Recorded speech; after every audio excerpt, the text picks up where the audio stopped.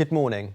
It's Tuesday the 6th of May and this is your morning programme with South West News. Today's headlines are: a new charity has been set up in Somerset to help new dancers who come from a lower financial background.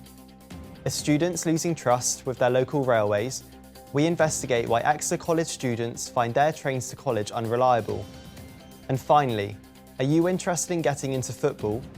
We spoke to a member of the Plymouth Argyle Community Trust team to find out why he thinks it's important to try out a new sport.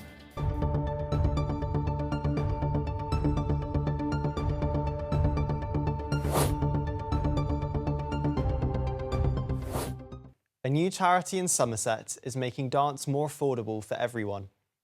James Bamford, the 21-year-old founder, set up Project Dance in 2018. Since then, he's created the brand new Project Dance Charity Foundation with an aim to help dancers afford touring costs within the dance organisation. I spoke to James and some of his dancers to find out more. In a time of the cost of living crisis, taking the leap into the professional dance industry can seem impossible for some. However, James Bamford, a dancer from Somerset, has set up a charity which aims to make dance more accessible for dancers from a lower financial background. It was really important to me to establish something that sole focus can be on supporting the young people that we ultimately made Project Dance for. The other thing is, I want there to be more opportunities for young people without the financial means to pursue the arts to have a go at doing so. And I think that means cultivating and raising awareness, which we can do through the charity, and ultimately raising funds so that young people have the opportunity to apply to the charity to take part in creative and artistic events which are going to further their career prospects and support them on their journey. And I think that that's something that is so needed and so important. Alongside James, the Chair of Trustees for the charity, Jackie Taylor, is also very passionate about dance being more accessible for all.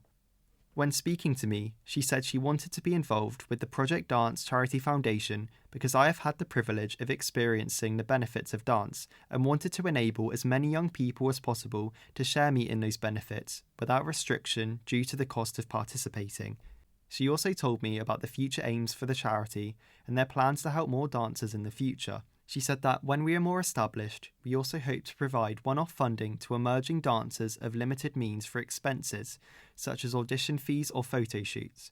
Prior to creating this charity, James and his team have helped hundreds of dancers across the Southwest by providing professional work experience and training to his dancers. I spoke to Emily and Victoria, who have worked with the organisation in the past. I am so grateful for the experiences and the people I've been able to meet, all thanks to the company. Project Dance for me isn't just training or dance or a company. It's also a community that really inspires me and gets me so excited for dance and the future. I find that as it grows and flourishes, I've also grown not only as a dancer, having the ability to try so many different types of styles and teaching methods, but I've also grown as a person. For me, the favourite part I would say from Project Dance that I've experienced is the friendships I've made along the way. It is clear that the Project Dance Charity Foundation was created by people who are at the heart of dance, and that the work that the charity is doing is already benefiting many dancers across Somerset. Charlie Wheeler, South West News, Somerset. Has your train recently been delayed? Students from Exeter College spoke to us about why they're struggling to make it to their lessons on time. Our travel correspondent Scarlett has the latest. Exeter College is attended by students who travel from all across the southwest, many of whom travel on local trains. With rising train fares and constant train delays, many students are beginning to lose trust with public transport. On South Western Railway and Great Western Railway's websites, they state that over 98% of their trains were delayed by up to 15 minutes in March 2025. Charlie spoke to some students at Exeter College to find out their thoughts on the South West's constant train delays. Last year was really bad because it was pretty much every day. But this year it has improved, but there are some days where, sometimes you can't get to college or it makes you really late. I don't take it that often, but when I do, the trains have been fine for me. They've not been messing up or anything. But for people who haven't used it, who have used it often, I hear really bad things about them. At the beginning, they weren't really getting me on time. there were a lot of delays, but recently there's been a lot of improvements and they're getting better for me. It's pretty much once a week, once every 2 weeks, quite bad. I'd say about 6 out of 10 times there'll be a late train. I feel like I'm missing part of college, especially when it's like the first few minutes. That's when you get the main bulk of information for the day, and we're like missing that, so it does definitely make an impact. I got in touch with South Western Railway and Great Western Railway, but they failed to comment on the situation. On their website, however, it says that they take pride in providing comprehensive real-time information, offering alternative travel options, and implementing a delay repay scheme to compensate passengers for significant delays. It is clear that many students still feel like there is still a way to go to make trains more reliable. Scarlett Mason, South West News, Exeter. Thank you, Scarlett. Joining me now is Meski Kempster-Weldon, who is a second-year student at Exeter College. So, Meski, when did you first begin to have issues with trains not getting you to college on time? I feel like I've always had problems, especially in second year, not as much first year, because I found out about all the discounts. So when I started finding those out, that's when I started having problems with trains and the timings and stuff. Would you say that trains have had an impact on your education? I feel like it's had a big impact on my education, especially when they get delayed, because even though it doesn't sound a lot, like 5-10 minutes, but it can be a big difference between being late and early to college and how that can affect you during the day. What would you like Great Western Railway and South Western Railway to do to make trains more reliable for students? I feel like they already have stuff in place like the apps, but they could make them more efficient by making them live and stuff. Because like say you go to a train station and you see it's on time and then you go on the boards and see it live and it says like 10 minutes late, that could make a big difference between you using a different transport and using a train and being on time to college. Thank you, Meski. And for our final story today, are you hoping for a career in football, or are you interested in trying out a new sport? The Plymouth Argyle Community Trust team are training their students to be the next best footballers. I spoke to one of their players to find out why he believes it's important for young people to try out a new sport. Football is a sport that is loved by lots of young people, with many hoping to pursue it as a career.